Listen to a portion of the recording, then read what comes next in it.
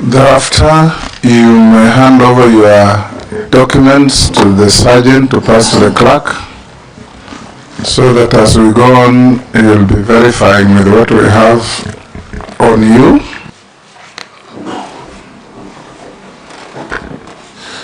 Honorable John Mbadi, we know you have been with us, and you've been nominated by His Excellency the President to occupy the high office of CS Treasury of the Republic of Kenya at a time when exceptional skills are required to help navigate the country through some difficult moments in our history.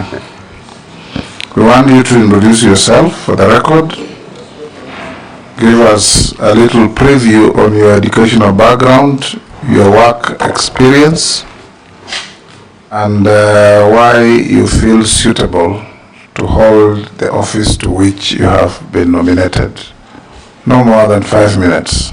Yeah, thank you, Mr. Speaker, and honorable members of the Appointments Committee of the National Assembly. And Mr. Speaker, as you rightly put it from the beginning, I know this committee has a constitutional mandate and responsibility to vet appointments or nominations by the President, and so being colleagues notwithstanding. However, I just want to mention very quickly, Mr. Speaker, that I'm John Mbadi, as I've mentioned before, and as you rightly mentioned. I was born 53 years ago in a small village called Seka in Gwasi, Suba South constituency of Homa Bay County. I went to school, first Seka Primary School, 3 years. That's class 1 to 3, class 4 to 8, in another school called Ligongo Primary School. I'll not go into the details because we don't have time to talk about my childhood history. I then proceeded to Kokoro High School. Kokoro Boys is in Awendo constituency, modern day Awendo constituency, where I did my KCSE, and then later proceeded to the University of Nairobi School of Business Studies, that is a Faculty of Commerce. I'm a graduate of accounting, and I'm also a certified public accountant. Actually, I'm a member of the Institute of Certified Public Accountants. I am member number 6101, and I'm in good standing, Mr. Speaker, as can be attested by the file that I've just passed across. Then I must then move straight, Mr. Speaker, to my work experience, which spans over 28 years now. After graduating from the University of Nairobi, Mr. Speaker, I was employed to work with the same university in the finance department. Started off at the very basic level, entry point for a graduate, which is assistant accountant, where I was basically doing the routine accounting duties. But later I rose very quickly to become an accountant, finally to senior accountant 2, and then finally to senior accountant 1. In which time now I was involved in more advanced accounting work. I actually was responsible for preparation of the final accounts for the university. I was in a team that was doing that and preparing for final audit. I was also involved largely in cash flow management for the university. I then later left the university to work for an international organization called Media East Africa. It's a humanitarian organization with headquarters in Switzerland. I was the regional finance director responsible for supervising the finance departments of the region, that is Uganda office, South Sudan office, Somali office, and the Kenya office. The budget for that organization, the regional budget, which I was responsible for, was $8 million, which in the current foreign exchange rates could be about 1 billion plus. And my duty in that organization, Mr. Speaker, was basically to do fundraising, do the budget, preparation of budget and fundraising, ensuring proper utilization and efficiency in financial management in the entire region. So I served there for 3.5 years. Then I became a member of parliament, having won my seat for the first time in the elections which were conducted on 29th of December 2007. I won Gwasi parliamentary seat, a seat I won again subsequently 3 times. Actually, I have the record of the only person who has ever been elected in that constituency more than once. But having said that, Mr. Speaker, when I joined this parliament, I have done this now takes me even to the relevance of my nomination or the docket to which I'm nominated. Since I came to parliament for 15 years, from 2008, January, to 2022, save for a few months, like about 7-8 months when I served in the cabinet as assistant minister in the office of the president, I have always been a member of the Budget and Appropriations Committee. This committee is the one that actually has the constitutional responsibility and mandate to prepare the budgets of this country. Actually, the budgets that come from the National Treasury are estimates. The budget is a preserve and function of the National Assembly of the Republic of Kenya. So during which time, when I was a member of the Budget and Appropriation Committee, I interacted a lot with the Kenyan budget and the macroeconomic policies. I can attest that I've interacted with the Budget Review Outlook paper, which is always prepared every year. I am very comfortable with how to generate budget policy statements, budget estimates, finance bills, division of revenue bills, county allocation of revenue bill, generally budget process, and the debt management strategy paper. So, Mr. Speaker, I don't want to go into much details, but let me just mention for relevance that as Assistant Minister in the Office of the President, I was also involved in helping the Prime Minister. In the Office of the Prime Minister, sorry. I was Assistant Minister in the Office of the Prime Minister. And in that office, the responsibility of that office was basically to supervise and coordinate government functions in all ministries, departments, and state agencies, which is very much in line with what my role at the Treasury, if this committee proposes my approval to the National Assembly and finally approved and appointed. In that office, Mr. Speaker, you will recall that there was no minister.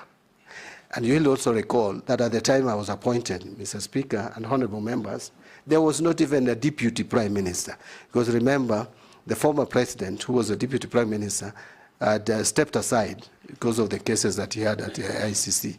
And the current prime cabinet secretary, who was another deputy prime minister, had already, because of political differences, practically left office. So I was basically deputy or assistant prime minister during that period that I was there. And so I, by default, and I helped the prime minister in coordinating government functions.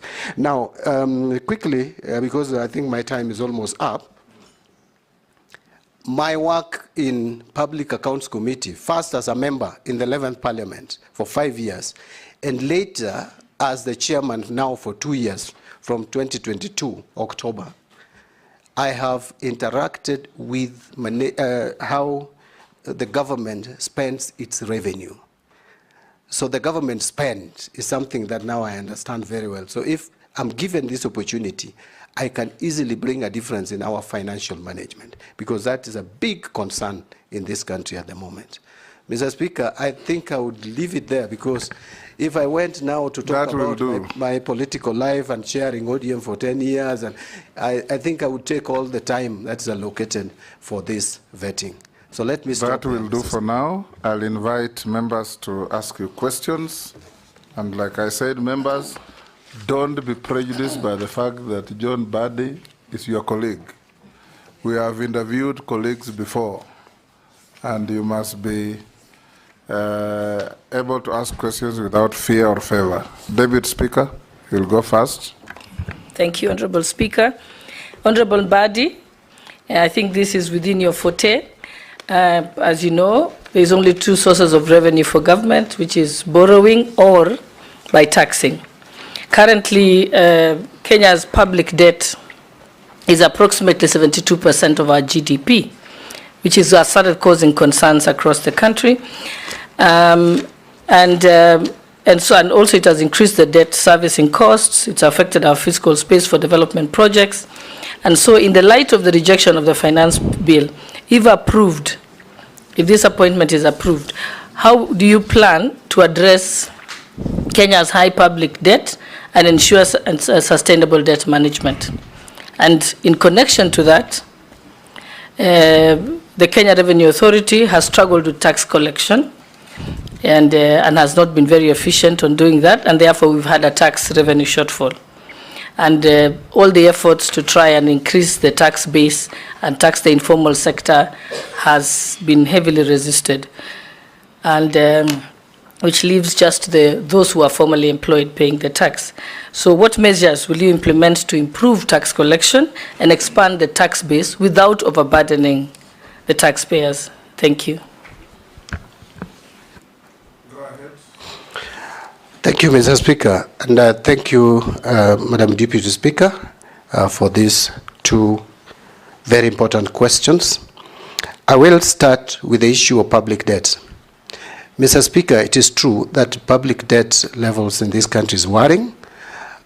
In terms of percentage, it could be 72, but I think it's still in the region of 67, 68% of our GDP, which is very high.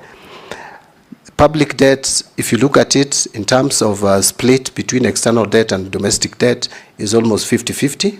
We are at about 10.5 trillion at the moment, split almost 50-50. I would go into the details of the breakdown, but I think that would be too much information for now.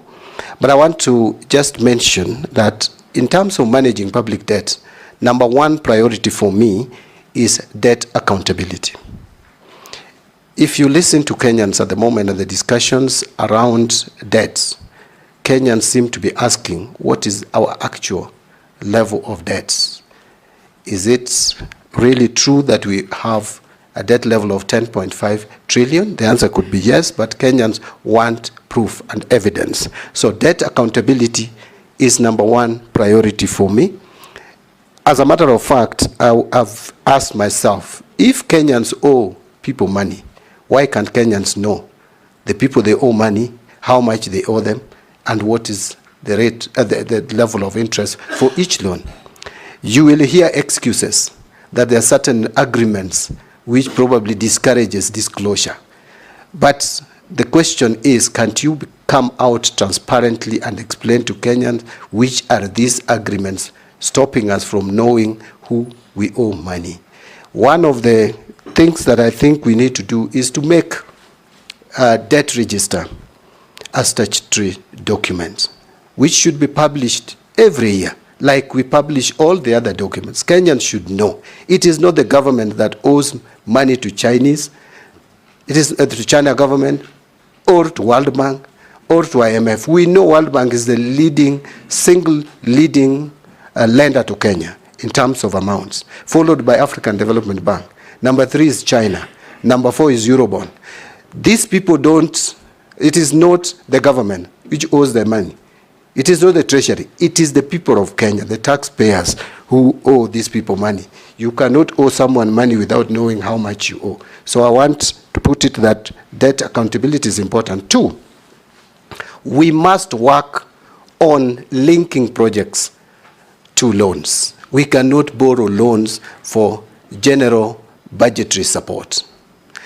Actually, where we lost it, Mr. Speaker, and Madam Speaker and honorable members, is from 2014, we shifted our borrowing strategy from specific donor-funded projects to general support. What that means is that you do your maths, you calculate you do your estimate, and then you get your revenue, and whatever is remaining, you put to debt. So debt comes to this country, like the Eurobond, without going to specific projects. How then would you pay that loan if it does not fund value-adding projects or proper investment in public assets? So that is something that we must do. Going forward, I'm talking about now going forward, because what has happened. We'll have to deal with it, but going forward, that is what we must do. A lot has been said about revenue mobilization, and the focus has been that we should be changing tax rates, we should be increasing tax rates, we should be coming up with new taxes. I don't think that is the solution. The solution to tax mobilization or revenue mobilization should be targeting the tax collector, KRA. KRA is like a cow which we milk without feeding. We have a provision that 2% of our revenue should go towards building capacity of KRA, but we don't do it. Look at the system that KRA is using at the moment. It needs re-engineering. If you hear or you listen to those who are involved in collecting taxes, especially custom duties. Custom duties, we are losing a lot through smuggling, through counterfeit products, because we don't have a system. We don't have a system that is foolproof, a system that can help us manage some of these tax leakages. Remember, there was a time, and I'm sure many of us, almost all of us here are old enough, you'll remember, that there was a time when KRA had a very good policy of graduate recruitment into KRA, and they were properly trained, like even for 2 years. You must have properly trained tax experts. The way we are recruiting staff at KRA at the moment and deploying them needs to be relooked into. You cannot have people who are not properly trained to collect taxes from people who hire properly trained accountants to calculate their taxes. I also want to say that you need to look at the leadership and management of KRA in general. So one of my first tasks will be to make sure that I have a sitting with KRA to look at how we can reform that institution. Because there was a time in this country, not long ago, when we were collecting 18% of our GDP as taxes. Today it is 14%. If we could just increase from 14% to 18% of GDP, you will be adding about 600 billion to our revenue base. So you will be reducing the fiscal deficit and the fiscal gaps that we have. But finally, you talked about the finance bill that has been lost. I want to tell Kenyans, please don't panic. Let us stop making Kenyans panic. Mr. Speaker, you have been here with me. In the 10th Parliament, and even some, I think up to 11th Parliament, finance bill used to be passed in September. We used to have 3 months into the financial year to pass finance bill. The minister then was allowed by law through revenue collection order to allow for some taxes, interim taxes to be collected. But the bottom line is the law could be in place in September, on September 30th. So there is no cause of alarm. We have a legal framework which is still obtaining. Yes, the Finance Act of 2023 has been declared unconstitutional, although I don't know whether I'm correct. That has been appealed. If that is correct, that is good. But still, we don't have a lacuna. In fact, Finance Bill is an omnibus amendment bill. We have about 5 or 6 legislations that Finance Bill usually amends. We have excise duty, we have excise duty, we have import duty, we have value-added tax, we have income tax, we have Tax Procedures Act, and then we have fees and levies. These are specific legislations. Mr. Speaker, this House, if I'm approved, this House should help me bring these legislations directly touching on these specific statutes. We don't have to have a finance bill, but I'll seek the guidance and advice from the Attorney General. But I believe the good provisions which have been lost by this bill, which are not contentious, and there are many, which can still help this country grow the economy, we can bring them as specific amendments to those acts with proper public, yes, to the Mother Act, with proper public participation. Because I think the problem we had was that the public felt there was no proper public participation, which we had, but maybe they felt they were not listened to. So we'll do the proper public participation on some of these provisions. I wanted to stop there, Mr. Speaker, yes. But there was a question on KRA. I think I've combined them. You've combined? Yes, I've combined the two. Chungwa, you are birds of a feather. I hope we won't flock together. Thank you, Honorable Speaker. First, on a light note, Honorable Speaker, you know, I have always argued with John Mbadi on the floor on who qualified before the other. Now that we are birds of a feather, I can now confirm from his certificates that I actually qualified 6 months ahead of him. But, Honorable Speaker, besides being birds of a feather in the profession, let me declare interest because John Mbadi was also an accountant at the university when I was a student there. And having served with him in this house for almost 12 years, and I chaired the Budget and Appropriations Committee, where Mbadi now CS nominee finance in the National Treasury, and you put it very well, and you know there are many things that we agree on, especially regarding the budget making process. And having been a member of the Budget and Appropriations Committee and also chaired the Public Accounts Committee, you have said you have had a very good oversight of the expenditure side of the Accounts Committee. You have said you have had a very good oversight of the expenditure side of government. And I must agree also with you on the revenue side in terms of the finance bill being an omnibus bill and things that we can secure from the finance bill that is seen to have been lost. But you've also touched on issues touching on KRA, and there are systemic problems in KRA. And you and me know that our revenue projections, we have always not agreed with them. I would now want to hear what you intend to do now that the shoe is on the other foot, to make sure that our revenue projections are as realistic as possible. Because, you know, part of the problems that we've had with our fiscal deficit is unrealistic revenue projections coming from the National Treasury and, of course, having emanated from KRA. We've spoken about the systemic problems in KRA, including the lack of custom systems management, proper customs management systems at KRA. I would also want to hear what you intend to do. And you know there is resistance within KRA to have proper systems put in place. Because as you say, especially on the custom side, people are minting hundreds of millions for themselves at the expense of the nation. I want to hear specific what specific measures you intend to take at KRA to ensure first that there are proper systems. Because as you rightly said, that is what is lacking within KRA, besides the management problems that you have alluded to. I think I'll leave it at that for now. Can you manage two in a row? Junet? Thank you, Mr. Speaker. Mr. Speaker, I wanted to ask the nominee, Chairman. You see, he is here as a nominee I forgot, Chair. and I forgot not Speaker. I forgot, Speaker. as a chairman of any formation out there. Honestly, Actually, I hope, Mr. Speaker, he was not referring to me being the chairman of ODM. I've already resigned. oh, Yes. you know, Mr. Speaker, you know, for when you call somebody for the last 15 years chairman, that Yes. becomes his name. Yes. Anytime I find I used to call him chairman.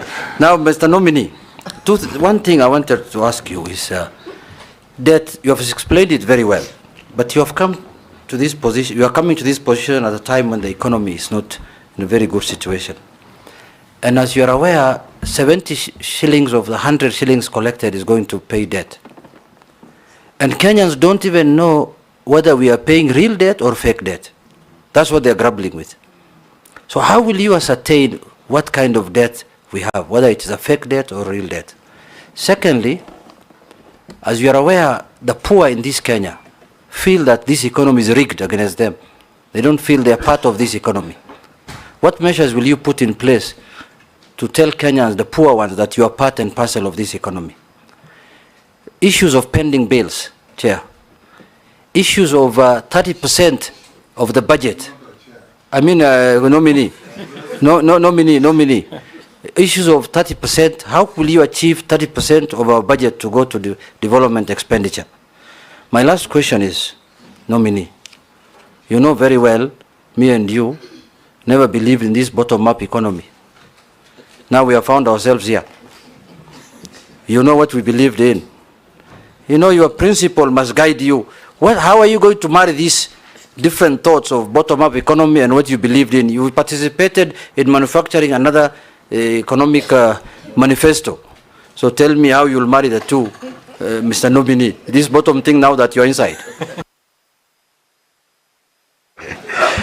Thank you. Thank you, Mr. Speaker. Mr. Speaker, let me start by addressing... Leave the laughing to the public. Just listen and... Thank you, Mr. Speaker. I think... thank you. Thank you, Mr. Speaker. Mr. Speaker, allow me to start by responding to the questions raised by the Leader of Majority, my friend Kimani Chungwa. Yes, I agree. We have complained, Mr. Speaker, previously that our budget estimates, especially on revenue side, are not realistic. In fact, I'm persuaded that we have been using revenue as a balancing figure. Revenue projection as a balancing figure. It's like what we do as a country is we look at our expenditure level, where we want to spend, how much we want to spend. Then once we get that total, then we ask ourselves how much can we raise from the loan or debt market, external and domestic. Then the remaining amount we put as revenue projection. That to me is very wrong. We must reform the economic policy department of National Treasury. Reforming does not mean you lay off staff. I want to be very clear there. Just focus our economic projections so that they are realistic, they are based on evidence of economic growth. If previously you have not been able to collect so much, why do you then pretend that you can collect so much in the subsequent year? Like, Mr. Speaker, we have collected only 2.2 trillion this year from ordinary revenue. Yet we are projecting to collect, we had projected initially before the challenges we faced with the finance bill to collect 2.9. That is a whooping 700 billion increase. That was not realistic. Right now it has come back to, or come down to 2.6. So we must be realistic in our revenue projections. But even be that as it may, we must also still enhance revenue collection by reforming KRA, because we are still under collecting. But in terms of budgeting and projections, I agree with Honorable Kimani Chungwa that we are going forward, we are going to be more realistic so that we don't have big budget deficits and budget revisions in the course of the year as we have had it previously. In terms of how do we address the challenges of collection of taxes, custom duties, it is, and I mentioned it, the system is porous. We must make sure that we automate it and automate it properly. Sometimes we pretend to be using automation, yet we use outdated systems, systems that are just aiding the leakage of revenue instead of helping. We must carry out proper review and evaluation of KRA. I have the first meetings, I will guarantee this committee, if you approve my nomination to become the CS, National Treasury, my first meetings will be focused on how to reform KRA. Because without that, we are not going to succeed in revenue mobilization. Honorable Junet, you've raised the issue of debt, and you have asked, how do we determine real from fake debt?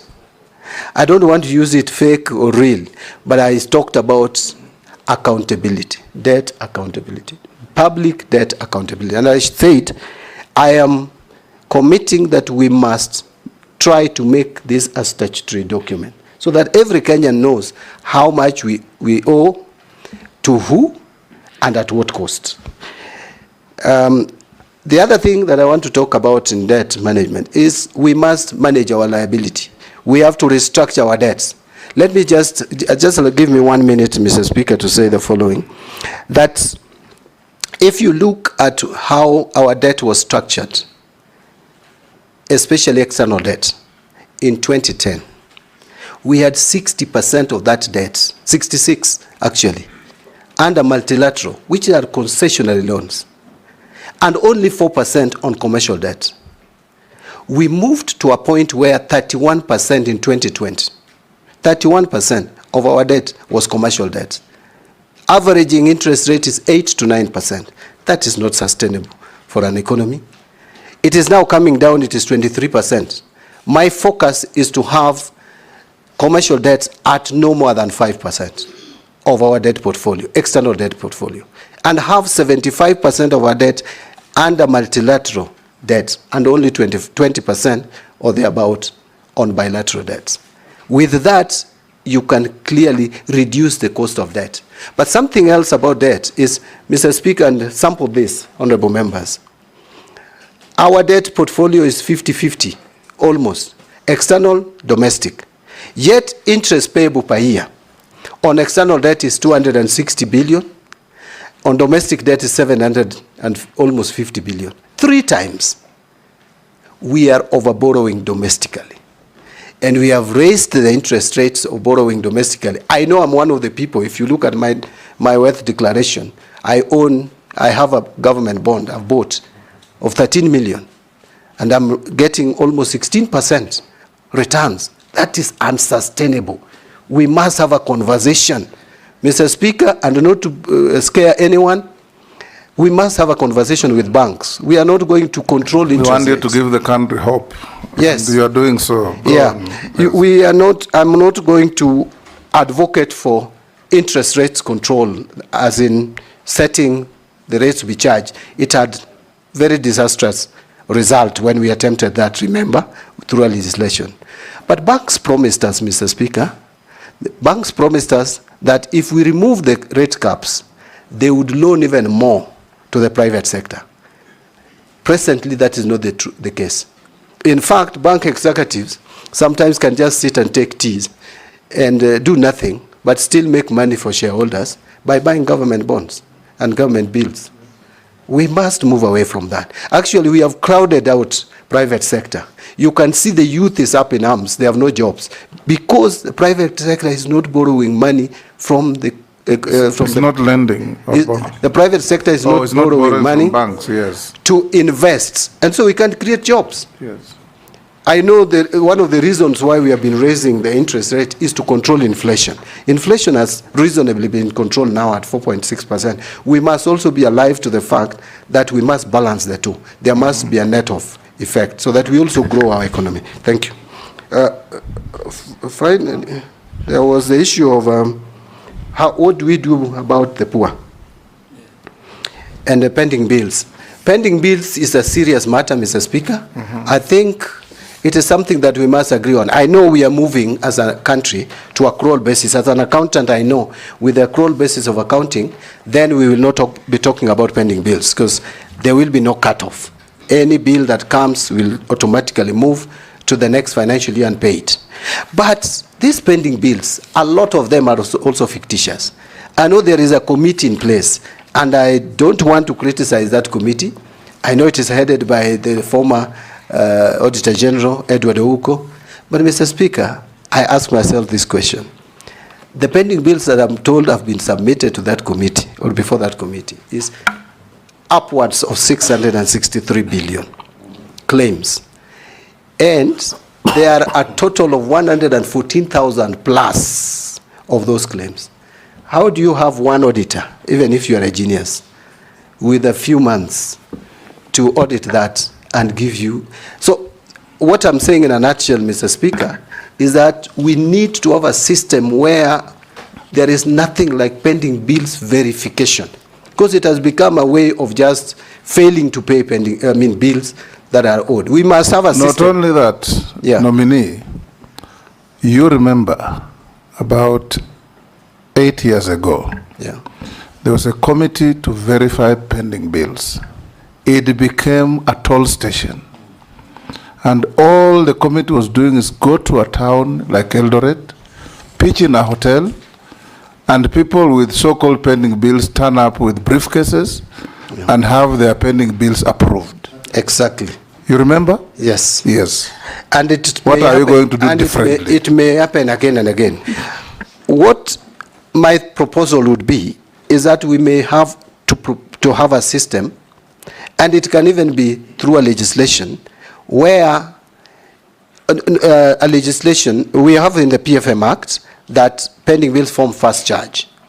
But we should criminalize failure to pay pending bills. But above all, as CS Finance, which does not even require any policy or any legislative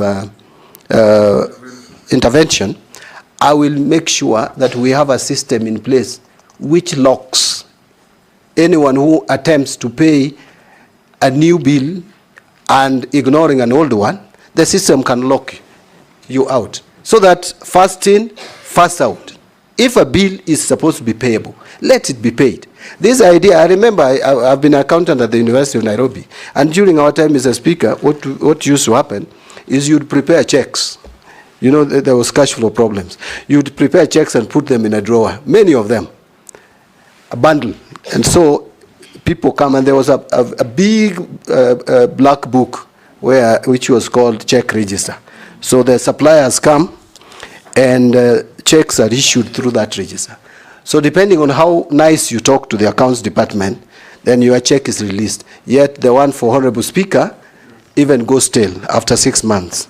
Those are things that we can cure through a system where you have an accounting system which allows payments to be made on first come, first served basis. Thank you. Finally, Honorable Jonette asked me a question I didn't expect to come from him, but I expected to come.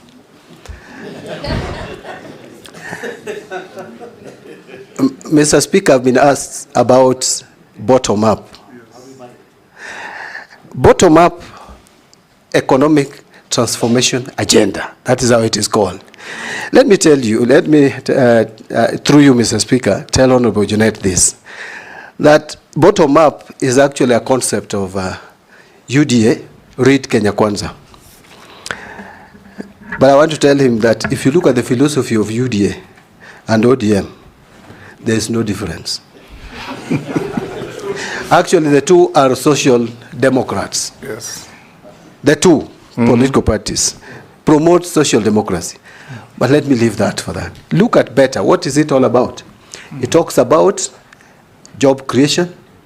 It talks about cost of living. It talks about agricultural productivity. It talks about digital economy. What about ODM? What was in our manifesto? We talked about the same. Actually, the better concept is on value addition. Now, ODM manifesto, which I participated in drafting, we had manufacturing emphasizing on agriculture as raw material. So it is manufacturing supported by agriculture. Did you read Animal Farm? I read it some time back, Mr. Speaker. Yes. But now, better is on value addition. Yes. For agriculture for value addition. ODM, agriculture for manufacturing. Semantics. Housing. But again, finally, Mr. Speaker, housing was our concept, both of us. But finally, Mr. Speaker, there is the Constitution and the PFM Act, which will guide my conduct in office, if approved. Thank you. Naisula? Yes. If you allow me, Honorable Speaker, just a supplementary on one of the things John Mbadi said around workings of the National Treasury and your work as a Member of Parliament, the abuse of Article 223. Yes.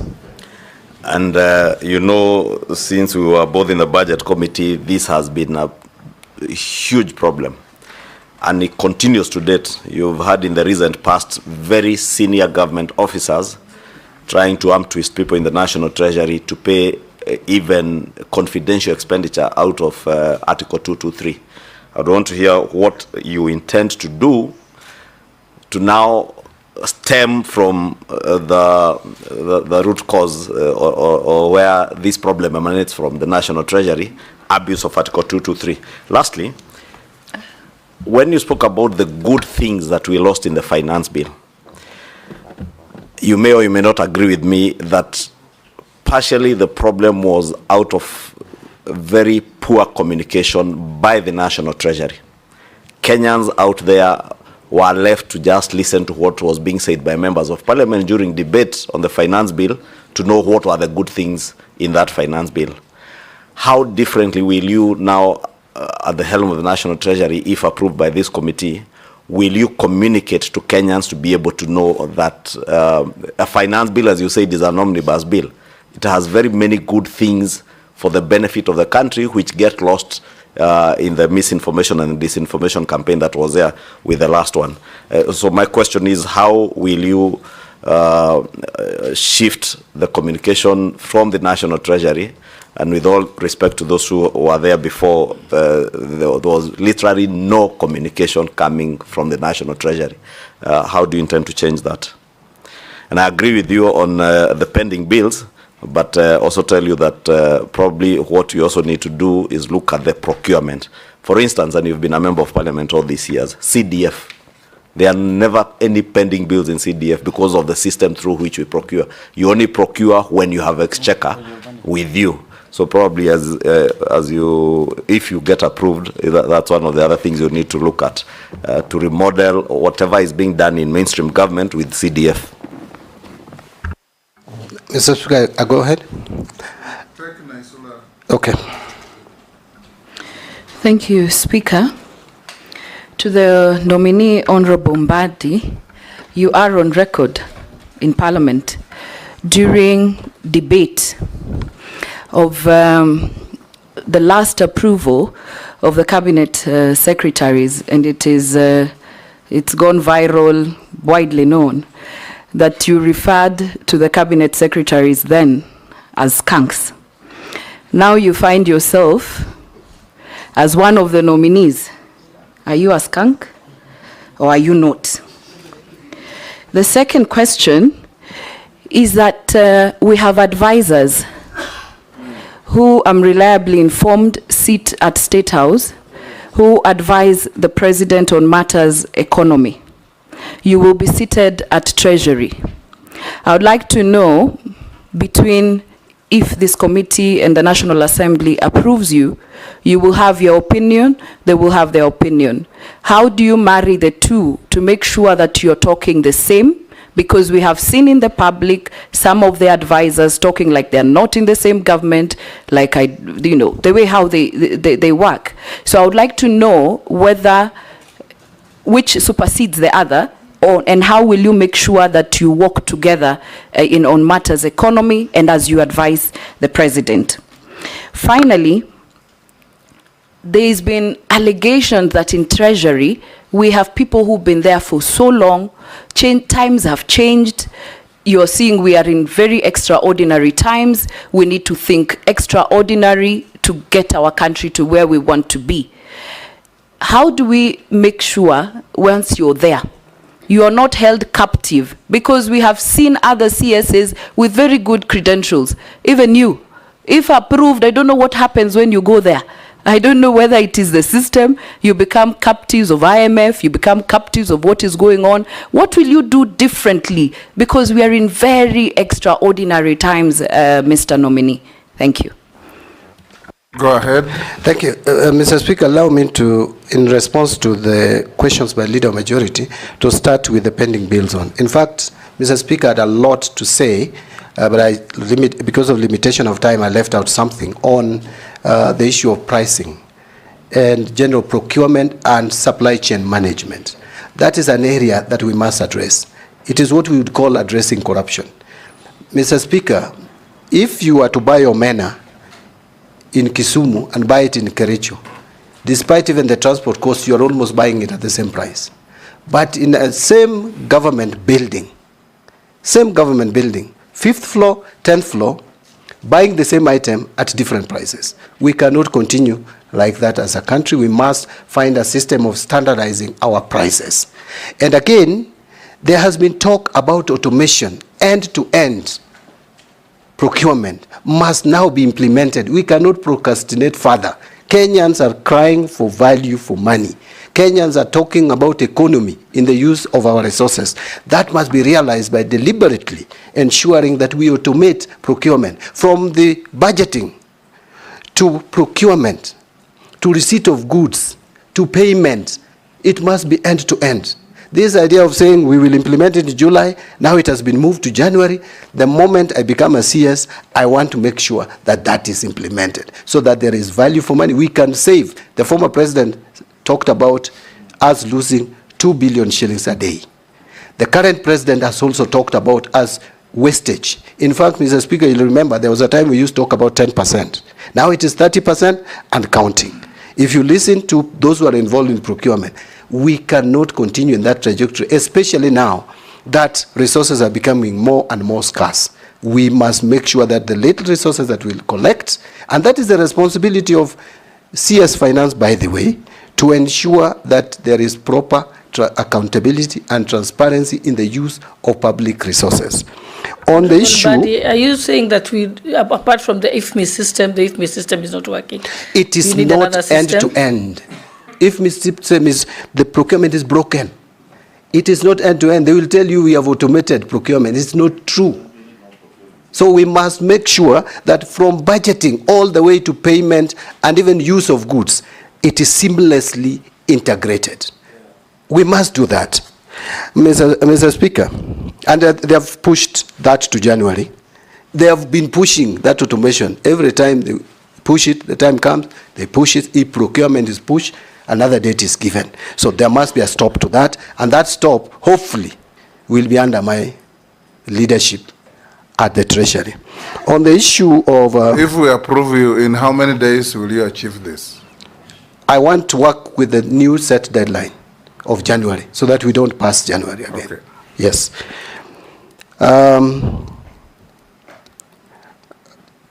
The communication, I am in total agreement. In fact, the reason why we lost the finance bill was communication. And this we must change. And by the way, one thing that I would want to talk about and maybe advise the current government, now that I'm going to sit at the highest policy decision-making body, if approved, is that we must improve on our communication. All departments, communication cannot be left to one individual called communication, Honorable Manyora, no, government spokesman. We must have every ministry and department communicating explicitly and clearly to Kenyans. And Treasury is going to lead.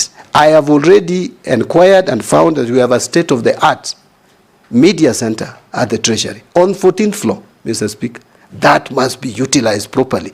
But again, we must understand that the current generation would not be very comfortable with the conventional or the traditional ways of communicating. We must be innovative. We must use the current system of communication.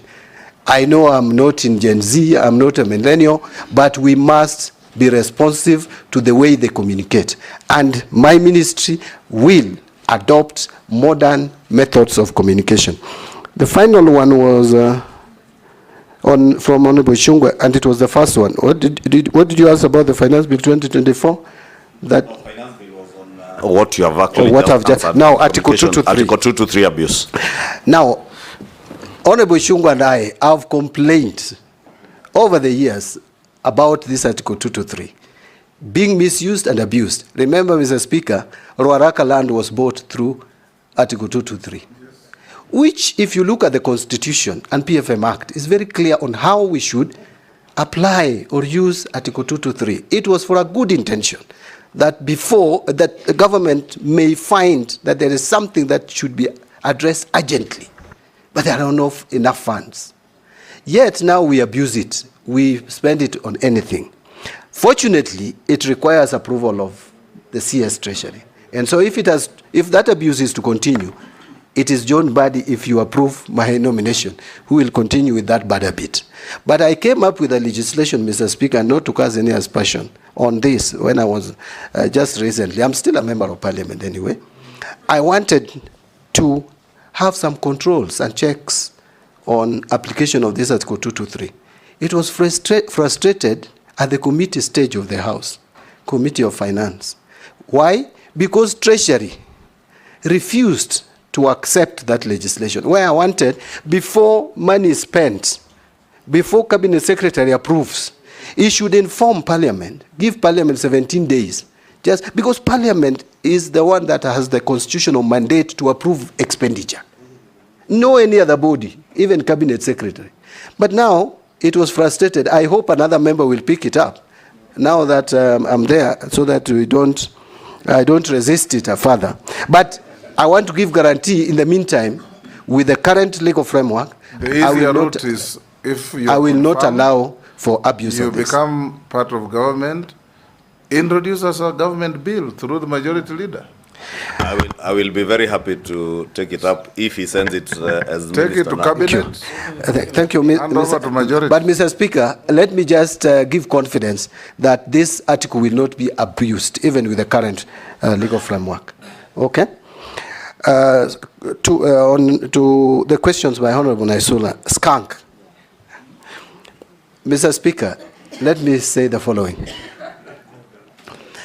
Up to now, I'm a member of the National Assembly with a mandate to oversight, with a mandate to legislate and to represent. Mr. Speaker, I have a duty, up to now, to vet and approve President's appointees. I must discharge that mandate properly. And that is what I did. I am moving to the other side of the executive. I will not have that mandate anymore. It is now the mandate of Honorable Naisula and the rest of us to determine whether John Mbadi is a skunk or not. I want to leave it there. On advisors, it is true, and by the way, you can't stop the president from having advisors, whether political, economic, or otherwise. He has that mandate, he has that authority to hire. The only thing I want to state is legally, I am the principal, or I'm going to be the principal, if approved, advisor to the president on matters finance. You advise, the person advised takes the advice or not. You cannot force the person you advise to take your advice. But I also believe that these people are professionals like me.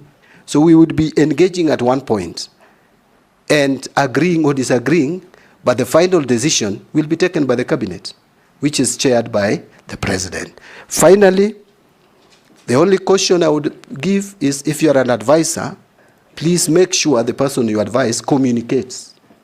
Don't communicate on behalf of the person you advise. So if I have advisors today, what I would do is to tell my advisors, please make sure when you advise me, I communicate the advice. The rule of thumb, advisors are never known. Thank you. They are backroom operators. Yes. Thank you. Finally, it's about, you are very polite. They call them treasury mandarins.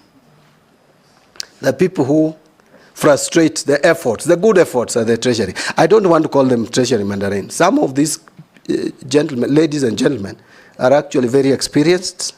Almost all of them, by the way, very experienced economists, accountants, finance experts, etc. It is just about leadership. I'll provide leadership at the treasury so that we make sure that we work for the interest of this country. If there are gaps, I want to call them gaps. If there are gaps in resource capacity or human resource capacity at the treasury, I will liaise with the relevant authorities to make sure that those gaps are filled. Thank you. Yes, Nelson. Maybe even one question. Yes, Honorable Mbadi. Maybe even hijacked and asked three. Ask one question each so that others can also ask. Maybe even consider further shuffling some of those senior treasury officials. I'm told that the mafia and the cartel there is so strong that they decide on when to send an exchequer, to release an exchequer where. so that you find agencies, some of the agencies are 60, 70% or 90% on consumption of the exchequer, yet you have others that are still lagging at 40, 50% way towards the closure of the financial year. So they are very powerful, and I think it is just not about, leadership. It's about also trying to shuffle those senior cartels that are there in the Ministry of Finance. And please do it if this committee approves you. Mine that was a comment. And a question is the exchequer, not exchequer release, on shareable revenue to the counties. The law says the 15th of every month, the shareable revenue should be released to the devolved units. It has never been done in the last 10 years. What will you do different to make sure that our counties receive their shareable revenue on time? Thank you, Honorable Speaker. Honorable Mbadi, should you be approved? This country is in ICU. In my look, it's in ICU. Number two, the success of all other cabinet secretaries that Parliament might approve, which now seems to be an alumni of Nairobi University, the success or failure of cabinet secretaries will be University of Nairobi. University of Nairobi is now the cabinet is alumni of Nairobi University, but the success, Honorable Mbadi, should you be approved, is actually you. The success or failure of all of them will actually be you. So my question is this: what took us where we are from the public is opulence. It is the behavior of public servants and government servants vis-a-vis the performance of our economy. The talk of a performance of our economy is that it is very bad. The behavior and the look of the people who work in government is that it is very good. And I will give you an example. A minister driving a Prado, and then he has a chase car, which is a Prado. And actually two of them, I have seen this on the road.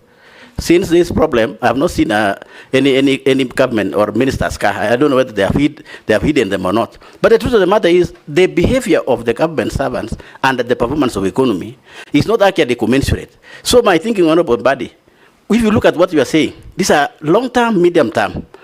I would propose, should you get this opportunity, let the minister drive a maximum car of 2,000 cc.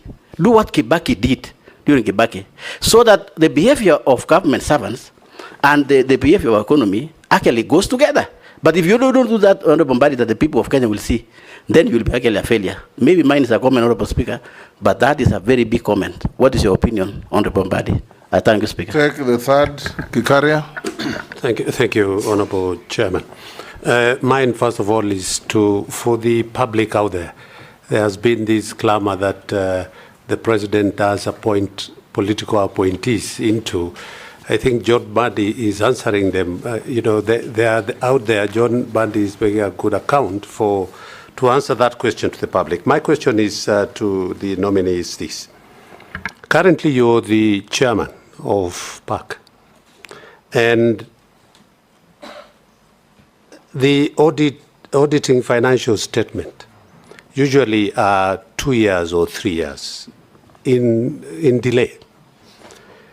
The Auditor General's report, which is a very important report for purposes of oversight, usually come late, maybe 2 or 3 years behind. What steps will you take to expedite the conclusion and consideration of the audit report in Parliament? Thank you, Honourable Chairman. John, I'm reading what the public is sending to us. Thank you. Put to you later. Go on now. Answer Nelson. Yeah, I will start from Honourable Nelson, the Chair, Defence and Foreign Relations. On the issue of transfers or shuffling at the Treasury, what I would say is I'm going to look at the Treasury in its totality and see if there are gaps and if there are areas where we can change people, move one person from one place to the other. But to me, the most important thing to do is to have a system that functions. Because if you don't have a system that functions, whoever you bring may may just mess you up. So we need a system that is functioning, a system that even if I'm away, would still ensure that what should be done is done. The issue of favoritism, where some MDAs get funded and others are not, that to me is a failure of the system. We must correct that and ensure that there is equity, that there is fairness, that the system serves all Kenyans equally. So it is about system. Once you put the system in place, the officers you will put will do what is required. On the issue of shareable revenue going to counties, you are addressing, Honorable Nelson, you are addressing a converted person. I am a supporter of devolution, and I know that we need to support our counties. Counties are struggling at times, and a lot of times. In fact, we are incurring a lot as a country by failing to send monies to counties within the required time. Why? Because counties end up borrowing money from commercial banks and pay huge interests on borrowed funds just to pay salaries. We must make sure that we reverse that. I know there are revenue constraints, but we must balance. We must manage our cash flow. That will be my responsibility. One of the most important and critical departments at the Treasury is that Department of Accounting, the department that deals with managing the cash flow. Honorable Kosing, I hear you. A lot of opulence, a lot of wastage. By the way, even the reconstitution of this cabinet is as a result of, is actually a direct consequence of show of opulence, which made some Kenyans mad, to the extent that now the president had to be forced to do certain things which he shouldn't have done, really. So we must contain wastage. We must contain wastage, but we shouldn't be mechanical about it. In my view, we should contain it practically. One of them is to reduce our operating expenditure. We must make our budget transparent. This idea of lumping budget lines and saying other operating expenses must go from our budget. What are these other operating expenses? We must be clear. If we are paying for mileage, Mr. Speaker, for example, let it be known. We know that members of parliament have to be facilitated to go to the consumer. I'm not saying that is parliament that is putting, actually parliaments rarely put block figures. It's good to use us as an example. Yeah, but I'm giving parliament as an example. But there are ministries, departments, which do that. Mr. Speaker, have you asked yourself why we still have one officer, a driver, taking impress for 200 staff for a training? Yet every member of staff has an IFMIS number. Let each person get a per diem allowance or impressed and comes back and accounts for it, like it happens in parliament.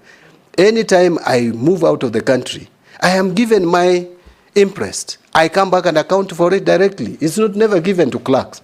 But you go to ministries, there is lump sum amounts, impress, you find someone taking 3 million. These are wastages that we must work on and control. Finally on that, Mr. Speaker, and as I said, we must work on procurement. That to me is the elephant in the room. On Honorable Gikaria, I know Kenyans have not had kind words for political appointees, but I also want to tell Kenyans out there that being in a political office is just a calling. Actually, it is them who elect us to those offices. It doesn't take away our training, background, and professional experience. I have said I've worked for 28 years. I am a professional, just like any other professional, whether in politics or in private practice or in otherwise. Remember, Mr. Speaker, I didn't say this. This Public Finance Management Act, my signature is here. I was in the task force which did this Public Finance Management Act. We were with the former CS Rotich. We were with Kamau Thuge, who is now the governor of Central Bank. We were with Professor Malombe, or I don't know whether it's Dr. or Professor Malombe, who is now the governor Kitui, and myself, paid by World Bank to prepare this Public Finance Management Act, which is used by everybody. I'm a professional, Mr. Speaker. Mr. Speaker, in 2011, you remember, and we were with you in the National Assembly, consulting with Mass Group. I was their consultant. We came up with the 10 million error in the budget. I'm the one who brought it to the House, which became known as computer error. As a professional, I made sure that Kenya, and by the way, Treasury agreed that that was an error. Remember, there were professionals at the Treasury, yes. But the professional who is a politician is the one who discovered that there was computer error. So I want to just give confidence to the public that even when you are a politician, you can be a professional. Finally, on chairing PAC and financial statements that are in arrears, the confidence is this, Honorable Gikaria, that beginning with Honorable Wandai, who is my predecessor, to my committee, we have really tried to be up to date. In fact, I am leaving that chair when we have just concluded examining accounts for 2021-2022. We were planning to have the report in the House in July. Unfortunately, because of the events that we are all aware of, that report, I'm sure, will be tabled in August. Then we'll only be remaining with 2022-2023, because 2023-2024 has not been audited. It will come next year, like February. The committee that I'm leaving in place, I am sure before the end of this fiscal year, will be done with 2022-2023 and table their report. So we'll be up to date. There should be no worry at all. The National Assembly has done a lot of justice to our audited accounts. But, Mr. Speaker, you will allow me to mention that we need to give more resources to our Auditor General to do special audits, do forensic audit, because this financial audit that we are paying too much attention to is not going to help us really improve financial management. In my office, if you approve me, I will persuade the cabinet to give more resources. We can afford to give more resources to Auditor General to save much more, because we are losing so much. Special audits, and I've left quite a number, which I asked the Auditor General to do. If you look at those special audits on the study, 3 of them I'll mention. One is on Article 223, Mr. Speaker. It is there in Parliament, and the committee will deal with it. There's another one on fertilizer. All these issues that we are talking about are in that report. Number 3 is on Stadia. Serious mismanagement of resources or in construction of our study across the country. If you look at that report, you would be very happy with the work of the Auditor General, as opposed to financial report. So we should really give more resources to the Auditor General to do special audits so that Kenya can save money, which is being wasted through corruption. Thank you, Mr. Speaker. Mary Emasi, the Honorable. Thank you, Chairman. Nominee, my questions to you start from a statement you've just made to Kenyans, confirming that in the collapsed finance bill 2024-25, that indeed there were good clauses or good intentions for Kenyans. And that is why some of us who voted yes believed in incorporating the views of Kenyans through public participation, removing the bad and approving the good therein. Having said that, one of the reasons why we've been judged harshly by Kenyans, and again you've alluded to that, is the miscommunication. How we communicated the contents in the finance bill to Kenyans, which was surrounded by a lot of propaganda. Now my question to you, how best do you think that we should communicate to Kenyans? How best should we do public participation going forward? Because you are the one who is going to bring to us the next finance bill. Secondly, you've also spoken to the aspect of revenue raising, and you've said you're going to look at, have a dialogue with KRA and see how best to improve KRA. Do you believe by just restructuring or reorganizing KRA, we will be able to raise sufficient revenue to finance our budget? If not, what other revenue raising measures do you intend to bring on board, because you're the one who will be bringing to us the finance bill?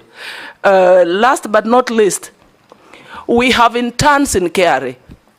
Some of them have been serving for the last 3 years and just getting stipends. They have not been confirmed. Yet I'm also aware that KRA is understaffed. For them to realize the objective, they need to be staffed properly. What are your thoughts? What are you going to do about it? And finally, the last one. One at a time. The last one, Honorable You've Speaker. hit 2 already. Just the last one. Again, a nominee in the supplementary estimates 1 for 24-25. We have rationalized expenditure for all sectors in pursuit of fiscal consolidation. And this is adversely affecting some of the social safety nets that are likely to affect the most vulnerable members of the society. How do you intend to turn around the economy so that you cushion Kenyans to prevent negative impact on their welfare? Thank you. Members, at least be conscious of your colleagues also queuing to ask questions. Chair, my apologies. You know, we've worked with the nominee in the budget and appropriations, and we're also in the same line. So I had a number of questions. Thank you. Divorce and due familiarity with the nominee, and interview them in the manner we have been interviewing others. Dawood. Thank you, Mr. Speaker. One question. Thank you, Mr. Speaker. The nominee, Honorable Mbadi, the division of revenue for the county governments was reduced because of the failure of the 2024-2025 finance bill falling. And now, subsequently, the finance bill 2023 has been declared unconstitutional. Do you, in your opinion, think that again you will ask for the division of revenue from 380 billion going to the counties going down again? Secondly, is the tax policy, being an accountant of long standing, you know, tax has to be simple and not be changing each and every other day. You have to give businesses time to recover, because if you change tax policy every other year, how do people plan on what they are going to do?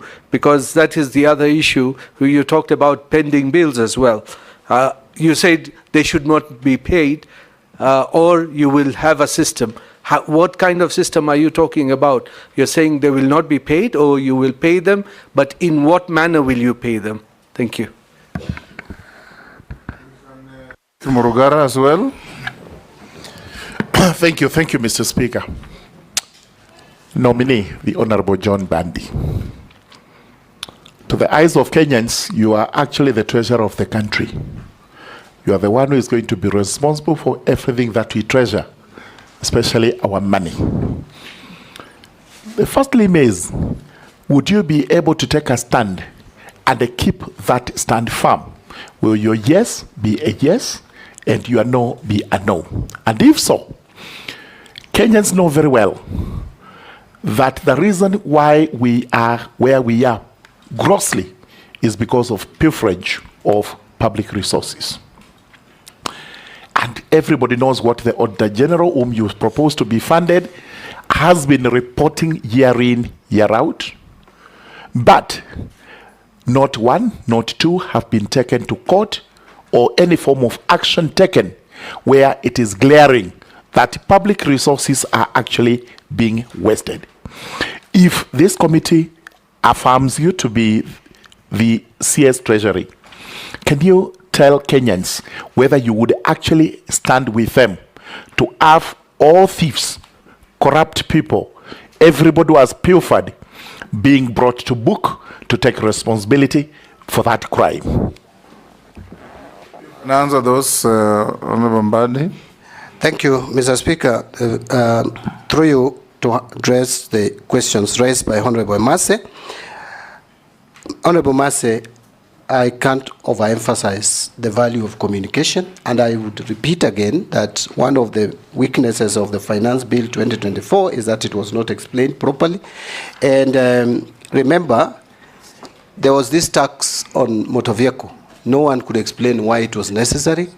the people, some of the people or speakers the government sent or Treasury sent to explain it even made a mess of the explanation by saying that this is to increase or enlarge the tax base. Yet almost every one of us who owns vehicles, we pay taxes in one way or the other.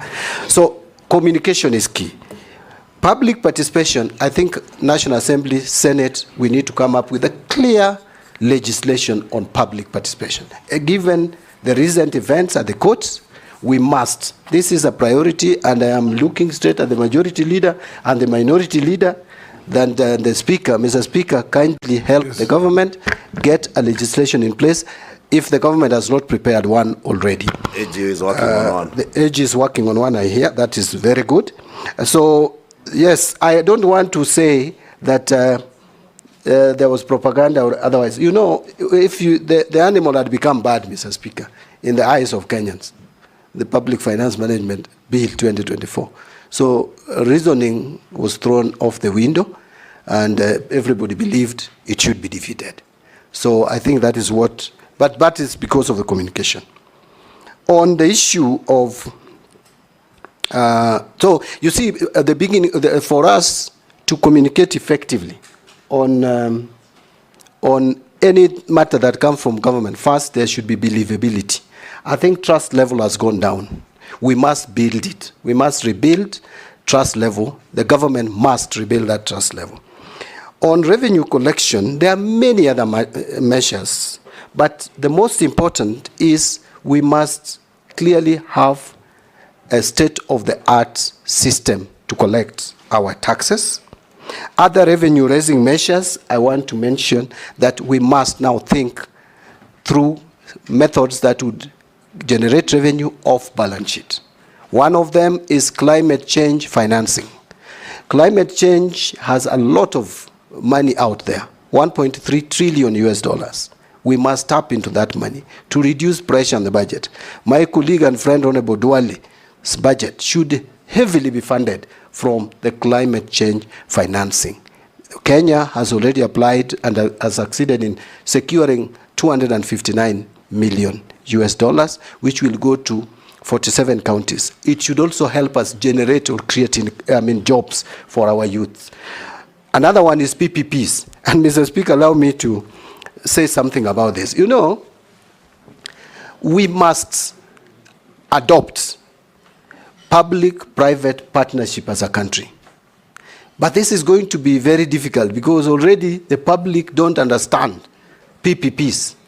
You can see the issue of JKIA, Mr. Speaker. It's because the public does not understand PPPs. But PPPs is the route to go. We just need to be clear. We just need to have the framework in place. I must give capacity because it is resident in Treasury. Capacity to that department dealing with PPPs. Not just look at the big projects. Mr. Speaker, we must also apply PPP even in small projects to reduce pressure on exchequer. For example, I'll give you an example which I learned recently, that Kerio Valley Development Authority has a 2-acre land here at Upper Hill, and they had got a private investor to develop offices on that plot for government offices. That request was sent to the National Treasury, and it is gathering dust until they gave up. We must embrace PPP, not just for big projects, across level. And your guess is as good as mine why people focus more on big projects and not the small ones. Road sector, in terms of even maintenance of the roads, in terms of even developing new ones, but we must clearly do evaluation and see if they can work. There is the energy sector, even agriculture, irrigation, we can do PPPs, even the communication, all sectors of the economy, so that we reduce pressure from the exchequer. On staff at KRA, I think I dealt with this before, that we need to look at the staffing staffing of KRA and give them capacity and fill in the gaps. If there are people who have been serving on contracts for a very long time, it's not even, that is not even permissible in terms of human resource management. There is a period through which you can work as a temporary staff. On On supplementary one, how do we turn around the economy? This one, I have a lot to say, but I don't want to say so much that I have, because it may take the whole day. Let me just, in 1 minute, summarize. Why is it that our economy grows at 5.6% but is not felt? You need to look, Mr. Speaker, and assess where we have the economic growth in this country. It's mostly agriculture and social and services sector. Agriculture is known not to be very good in raising revenue for the economy. Not very good in raising revenue world over. Why? Because it's largely informal. Now, we must treat agriculture not as an end in itself. We must invest in agriculture, but with a different mindset. We invest in agriculture to support manufacturing, because manufacturing creates more jobs, manufacturing grows economy much more. Vision 2030, our intention was by 2030, we hit a minimum of 10% GDP. We must do that by working on manufacturing. I want to leave it at that. On Honorable Dayou's question, division of revenue, my view is we shouldn't cut any further the monies that we allocate to counties. Otherwise, we will kill devolution. This was a masterstroke with this constitution. We must, and we owe it to future generations to protect devolution at whatever cost. And that is why in the PFM Act, the moment we approve money to counties, you cannot reduce money that goes to counties, even if there is a shortfall in revenue collection. That was meant to protect the counties. One of the functions given to Treasury is to protect the county governments. And I would not fail in my constitutional obligation to protect the counties. Taxation, I cannot agree with you more. Our tax laws are sometimes too complicated, making it very hard for taxpayers. In fact, it is causing taxpayer apathy. One of the principles of taxation is simplicity, fairness, equity. Our tax system is not simple. In fact, I just forgot to carry. I wanted to read to this committee, Mr. Speaker, a provision in the, do I call it defeated or withdrawn finance bill of 2024. Clause 12, calculating minimum top-up tax. You need to be a very smart accountant to calculate that. Lot of formula, different jargons. You cannot have such kind of legislations and expect to collect revenue. So we need to simplify our tax laws and tax system. If there are, I'm going to work around and check the tax laws that are complicated, that are causing us to lose money. Because when taxpayers realize that it is very difficult and complicated and costly to comply, they will not comply. So we must lower the cost of compliance to taxation. Pending bills, will I pay or not? It is not even me to pay. Authentic bills must be paid. Bills that can be confirmed. And my comment is, we must put a stop. Going forward, there should be no discussion anymore on pending bills. Let us deal with the historical bills and pay them. But going forward, let us not allow MDAs to accumulate more pending bills. And by the way, you'll remember, I have a constitutional mandate. Actually, it is in the statutes. If a accounting officer fails to do what should be done, we can withdraw that power from accounting officer. And that power is with the Cabinet Secretary for Finance. So I am not scaring anyone, but let them be on notice that if you are not going to do what is provided for in the PFM Act, please, you will not be an accounting officer of the government of Kenya. On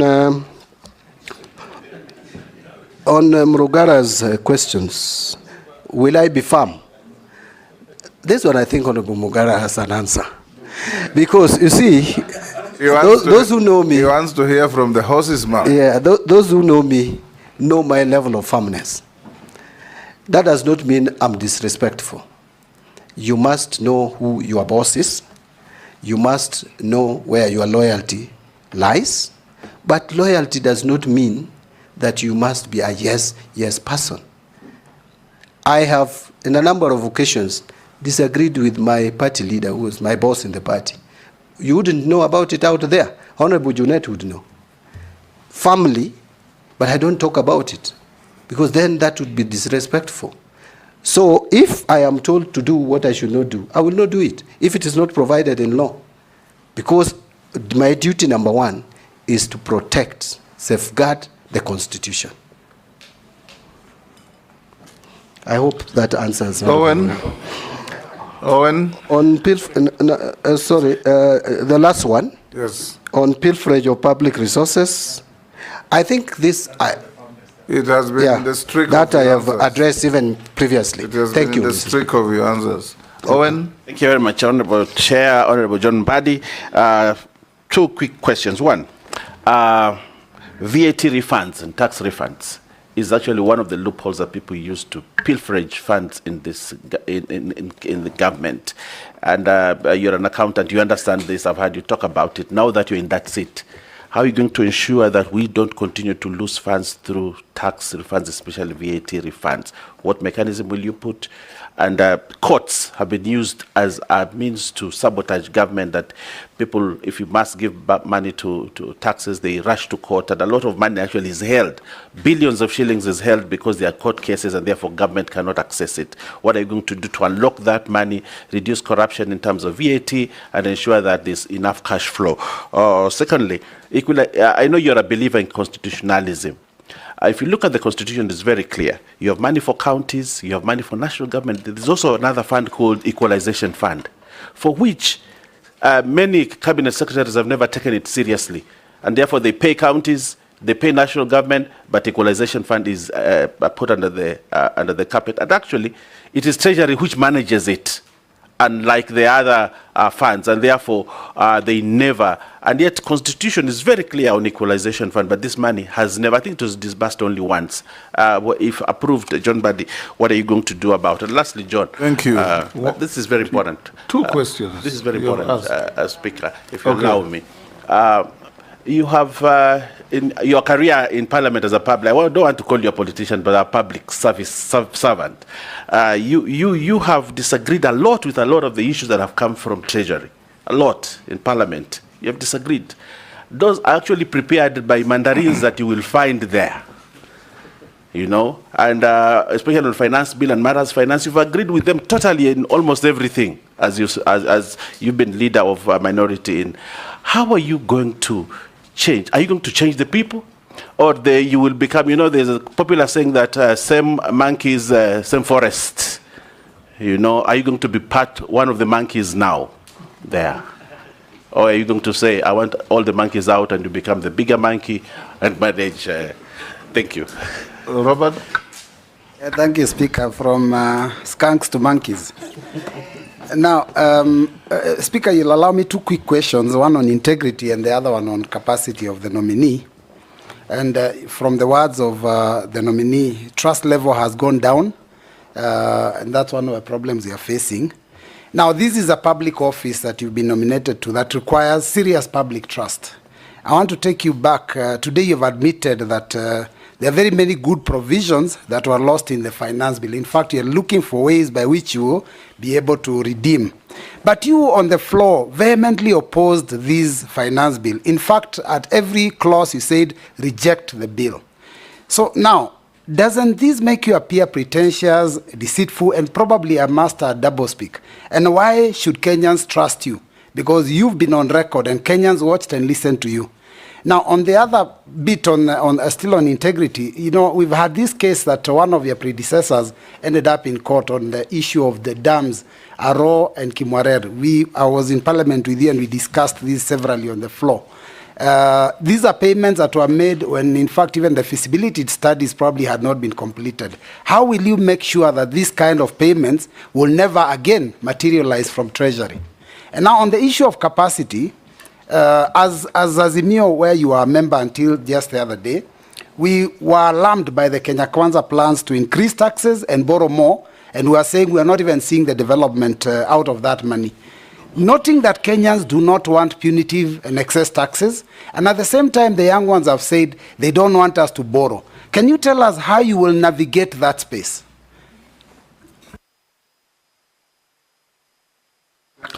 Thank you, Mr. Speaker, and thank you, nominee, Honorable Mbadi.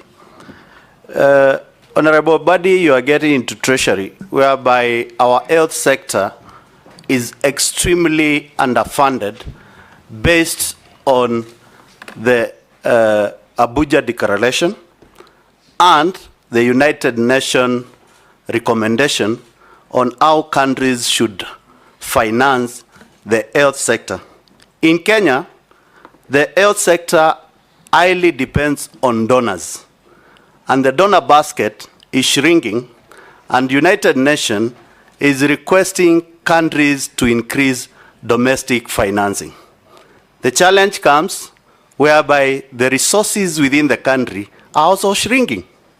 How do you tell Kenyans that they will enjoy universal health care and quality health care with the kind of scenarios I've explained, and how will you navigate to make sure that money sent from national government to county government, in preview that health sector is devolved, are ring-fenced for Kenyans to get health quality service at the county government?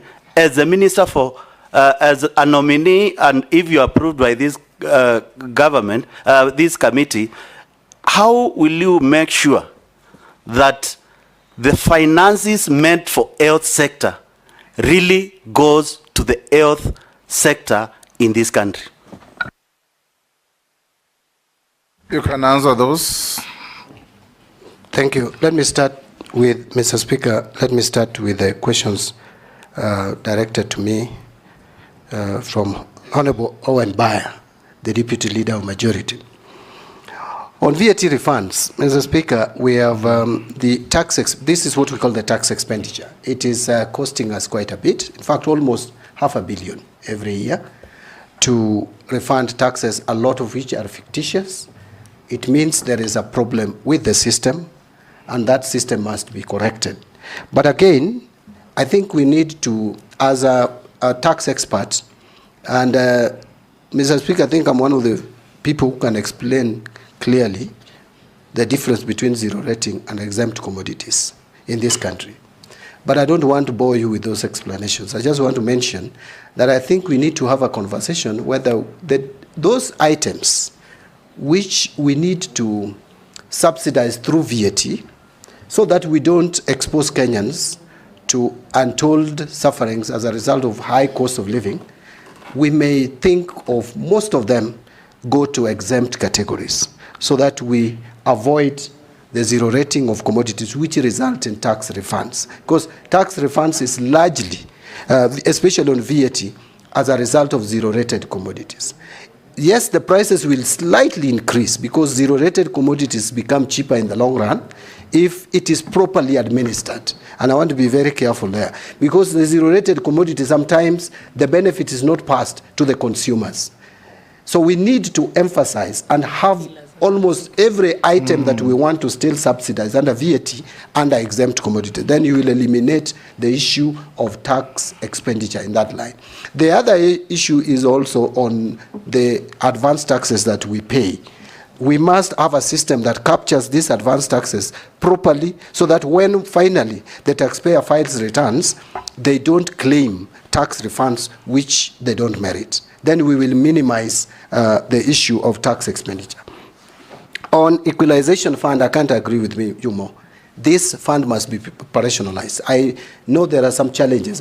When I get to the Treasury, if you approve my nomination, Mr. Speaker, I will find out what are these challenges. I'm told there are issues about whether to use counties or areas. The Constitution actually talks about areas. It doesn't talk about counties. But we should also not spread it too thin, because we know it is stemming from Article 201, Mr. Speaker, where there should be inclusivity, there should be equity in developing our country, using our public resources to develop the country uniformly.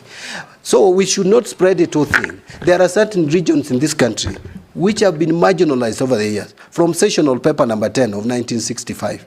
Those regions deserve attention, and we had only 20 years to do this. I know Parliament can change that, but why don't we utilize that properly? So when I get to the Treasury, I will make sure that this fund is properly operational. Every year the money is released. It's not even a lot of money to attend to issues of health, roads, electricity and water. It's only targeting 4 areas. Finally, on that matter, Mr. Speaker, I speak with passion because I know what marginalization is all about. Mr. Speaker, I recognize myself both as a Luo and as a Suba. My mother is a Luo, or the late mother was a Luo. My late father was a Suba. So because in our society, you take your father's ethnicity. I'm so a Suba, so I am a Suba. Subas don't even constitute 2%, so we are a minority. I know what it means to be marginalized. I have been disagreeing with the National Treasury. No, I have not actually been disagreeing. I've actually You've been holding just a different opinion. Yeah, a different opinion. And by the way, now those opinions, we will have difference of opinion, Mr. Speaker, at the source. So it doesn't have to come to Parliament. Those opinions, the differences will now be at the source. And they will be harmonized there. And they will be harmonized, and I will finally, Mr. Speaker, take the same to the cabinet. I'm the one who will be defending these tax measures, or whatever it is, whether budget estimates, or it is BPS. I'm the one who will now be presenting them to the cabinet. I must present something that I'm convinced, I understand, and I agree with. But that does not mean that only my ideas will have to be taken. No, you must accept also to be advised. These people have wealth of knowledge. Some of them know probably even more than I do in matters economics. So I will listen to them, but I'll take the responsibility. Honorable Mbui is now not trusting me. But Mr. Speaker, you know Honorable Mbui was actually my deputy for 5 years. And he knows that I can be trusted. On the rejection of the bill, Mr. Speaker, we understand the circumstances. Actually, we were responding to Kenyans. And I was actually, Honorable Junet is helping me by telling me the whip was applied. I am a very faithful and loyal member of it. By the way, I have been a member of the Economic Council of Azimio, advising the leader of Azimio on economic matters. And I was convinced that even though there were some good provisions in the bill, which I mentioned when I was contributing on the floor of the House, you gave me 5 minutes as a speaker. And I said there are some good ones, but the bad ones now have made the good ones look bad. You know, and so the public made a referendum. There was a referendum, an official referendum by the public on this bill. Mr. Speaker, if you looked at the social space, everybody was saying reject. And since I am representing people, not stones, not animals, I had to listen to the people and do what they wanted, Mr. Speaker, by rejecting the bill. So there is no inconsistency. My trust the level is still where it was on the Mbui. And by the way, I don't think I'm not a member of Azimio. I am, only that I'm not an official of Azimio. I mean, I'm not holding any political office. I'm still a member of ODM, by the way. On Arawa and Kemwarer, that, I must say, contracts in this country, Mr. Speaker, and my stint as the chair of Public Accounts Committee has taught me something, that the contracts that we sign, especially financial contracts, are lopsided. They are helping the lenders more than they help the country. Why on earth would you start paying interest on money that you have not received? I don't understand it. I don't get it. And this is why I'm saying when I get to the Treasury, if you approve my appointment, my nomination, I will have to get the opinion of the Attorney General. Because you find a lot of money, Mr. Speaker. It will come in the report of Public Accounts Committee. We pay so much money on undrawn funds because it is provided in the contracts. And so those issues around Aurora and Kimwarera and such like equivalent projects, Honorable Mbui, have confidence, will not happen during my tenure. Finally, on Honorable Mbui, how would we navigate the lack of funds? We know there's lack of sufficient exchequer in this country, and that's why we have to divest and move to other areas which are off balance sheet, as I've mentioned before. But more importantly, our project management system. We have 437, Mr. Speaker, that is the latest data that I have, of stalled projects. This is where we have invested money, but they have become white elephants. We must value these stalled projects and see those ones which we can pick up, take them up and complete them. Those which you can treat as sunk cost, then discontinue them. But Mr. Speaker, there should be coordination between national and county governments. You find a huge government project, national government project, which was developed even from 10 years ago in a county lying there, yet a county government is constructing another state-of-the-art a block of offices. Why can't we have a system where national government can surrender to county government some of these bills so that they can complete and use them? On Honorable Mule, Mr. Speaker, I'm trying to move fast. I hope I'm doing justice to all the questions. Honorable Mule, I know there could be underfunding. There is underfunding of the health sector. But I think health sector, we must look at it in totality. Before we even calculate how much we spend, we must find out how much national government is spending and how much county governments in total, 47 of them, because we have one country with 48 governments, which should be interdependent. So when calculating how much we spend on health, we should take it in totality and make sure that any money that is supposed to be devolved for health is devolved for health. We should not keep money at the national level here, implementing things on projects which should have actually been implemented by the counties, and have a coordination on how this is done. It may not be my exclusive. It may not be exclusive duty of this office that I'm supposed to get to. We have the Senate to oversight this. We have county assemblies, and we have and we have control of budget. We must work collectively. So that would address the issue of ring-fencing the money. We must allocate more resources to that department. Finally, Mr. Speaker, all this would only bear fruits if all agencies work together, including the EACC and other DCI and other agencies which help us in fighting wastage of public resources. Good. Russell, Honorable Dida Russell. Thank you very much, Honorable Speaker. Honorable John Mbadi, I think my entry is about the Treasury. Reform in Treasury is really important. As it were, Treasury is being manned by, I think, 2 or 3 tribes. Kenya has 42 different communities. All of them should be represented where the national cake is being shared. Having said that, my question is on financial inequalities in this country, where most of the rural constituencies, communities, or areas are actually totally marginalized, and they are not part of the mainstream economy. My question is, if the House will give you the job, what are some of the initiatives you are likely to undertake so that places like Suba, Moyale, Mandera, Lamu are part of the mainstream economy of this country? Finally, is on what we call funds. People are keeping money in their homes because you are told, don't bank more than 1 million shillings a day. These are prescriptions, we are told, from the World Bank, the IMF, and the money is not in circulation in Kenya. And even in counties, where we are told people actually steal a lot of money there than in the national government, people are not banking money.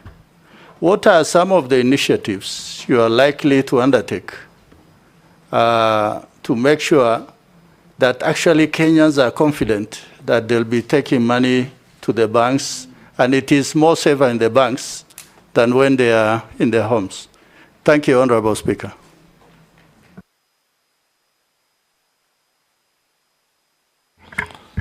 Abdi Sharia. Thank you, Mr. Speaker. Mheshimiwa John Mbadi. And for me, there's a team called the pensioners. You can imagine they've been working for maybe over 40 years, doing a lot of good work, contributing to nation building. But unfortunately, when they retire, and expecting now the nation to repay them back and so that they can enjoy their retirement in peace, they end up following their pension payments, sometimes for years. What are your plans to ensure long-term sustainability of pension schemes and the timely payment of pensions to the beneficiaries, considering the growing fiscal pressures? I thank you, Honorable Speaker. Ms. Shimbogo. Thank you, Honorable Speaker. Honorable Speaker, I have two questions, but they are very simple. My question number one to the nominee, Honorable Mbadi. You have seen recently that there have been public unrest due to economic hardship. What specific policy will you implement to stabilize the economy and restore public confidence in the Treasury? Kenyans are saying that you have been given that docket knowing that there's no money in the national coffers. And one of the reasons they're saying that it is the appetite in terms of borrowing. Why do we borrow beyond the ceiling which has been put using our regulation or rather policies? Why do we borrow for projects which cannot finance itself? For instance, there's this project of SGR where we took a big loan from the Exim Bank in China, and up to date, it has been a challenge for us to finance that loan. Why do we sometimes just borrow using foreign currency, and when our shilling goes down, it becomes a big challenge to us? Why can't we just know that are we taking non-concessional loans or are we taking concessional loans? And why are we taking conditional loans which are not favorable to our country?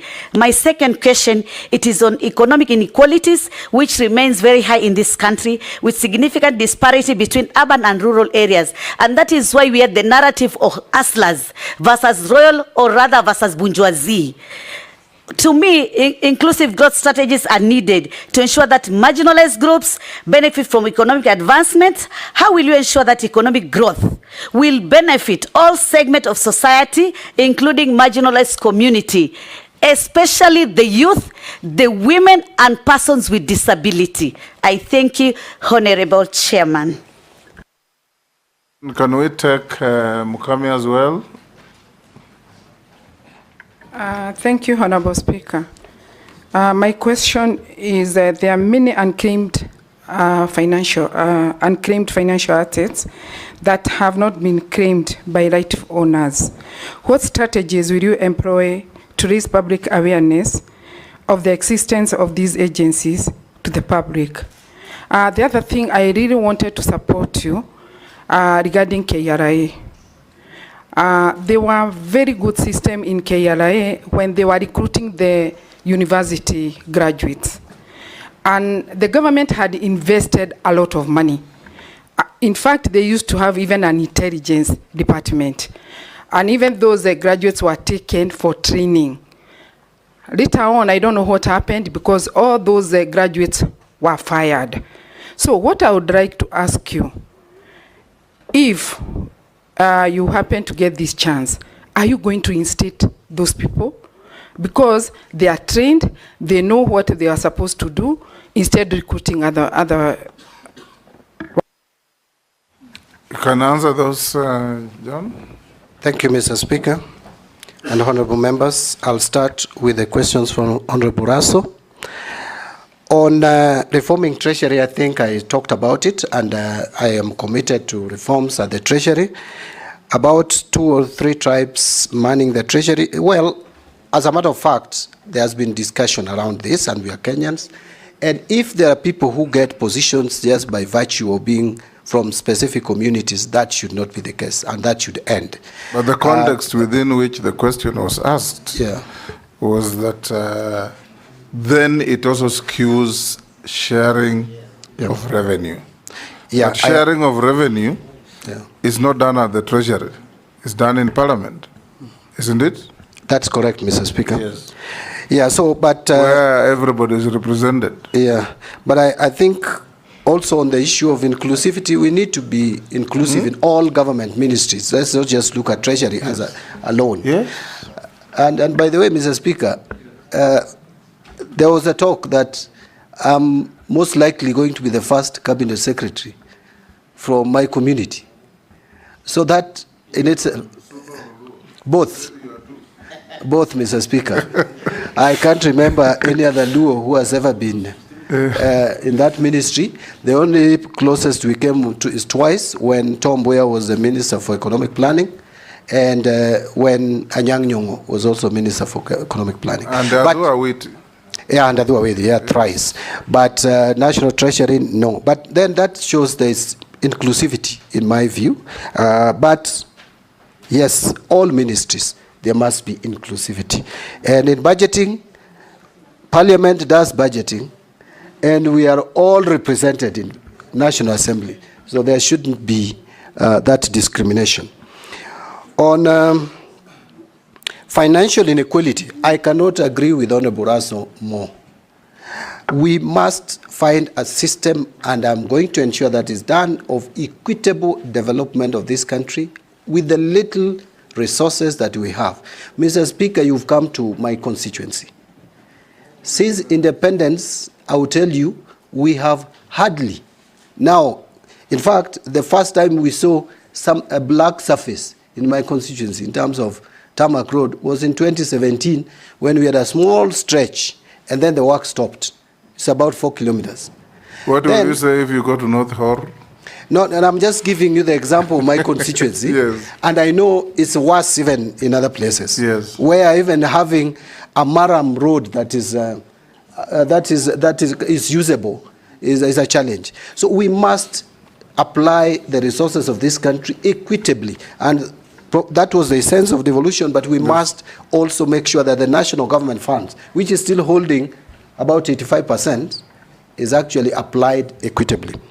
On the issue of keeping money at homes, we must strike a balance here, Honorable Raso. Yes, I know sometimes banks, because of the regulations and the policy that has been put in place by central bank, yes, that sometimes you go to the bank and your money, you know, sometimes I'm asked when my money comes from my SACCO, for example, Mr. Speaker, to my account. Then I'm asked, before I transfer it even to my wife, I'm told I must explain the source. And yet they could easily see this is from Parliament, this is from... So sometimes it can be discomforting. But we must balance that with international requirements, best practice. We are not operating in isolation, Mr. Speaker. Right now, through the Financial Action Plan Task Force, which is accepted internationally, and Kenya is a member of East and South African anti-money laundering group, where we have 22 countries. And actually in this August, Mr. Speaker, I am likely, if you approve my appointment, to chair a council meeting of ministers on this matter. We have set rules that we have agreed on, that we have signed to, so that we are accepted. Our financial system is accepted globally. If we fail to comply to some of what we have signed for, Honorable Raso, we stand at the risk of being blacklisted from the international market, and that has attendant consequences, which we would not want to get. Nominee, you know, the issue on Raso's question is actually not banks making it difficult for people to deposit